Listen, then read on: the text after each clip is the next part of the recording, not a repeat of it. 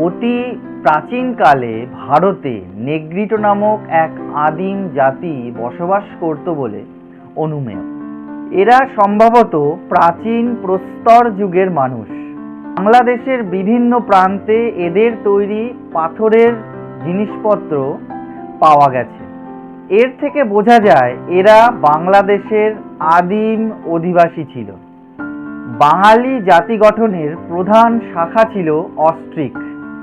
এরাই নিষাদ নামে পরিচিত ছিল। পণ্ডিতেরা মনে করেন অস্ট্রিক গোষ্ঠীভুক্ত মানুষেরা ইন্দোচীন থেকে আসাম হয়ে বাংলায় প্রবেশ করে।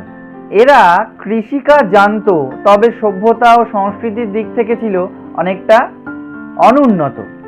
বাঙালির প্রাত্যহিক কাজে ব্যবহৃত বিভিন্ন শব্দ এসছে এই অস্ট্রিক গোষ্ঠীর ভাষা থেকে, যেমন চোঙা, চোয়াল, পেট, খামার, পাগল ইত্যাদি শব্দ। দ্রাবিড় জাতীয় ভারতবর্ষের বহিরাগত জাতি।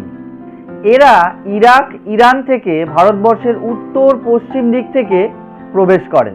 অস্ট্রিক জাতির চেয়ে এরা অনেক শক্তিশালী ছিল এবং অনেক সভ্য ছিল।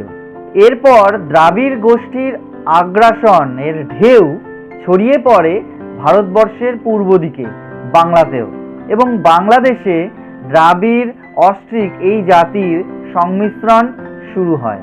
দ্রাবিড় গোষ্ঠীর ভাষা থেকে অনেক শব্দ বাংলায় প্রবেশ করে, যেমন ছোলা, গন্ডগোল, খোকাখুকি ইত্যাদি। বাঙালি জাতি গঠনে ভোট চীনীয় জাতির সংমিশ্রণ অতি ক্ষীণ।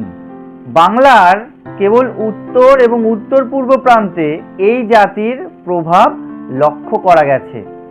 আর্যরাও ভারতবর্ষের বাইরে থেকে আসা একটি জাতি। এই জাতি ভারতের উত্তর পশ্চিম প্রান্ত থেকে ভারতবর্ষে প্রবেশ করে।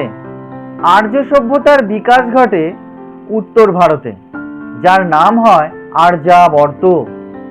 ধীরে ধীরে আর্য ভাষা ও সংস্কৃতির বিস্তার ঘটে।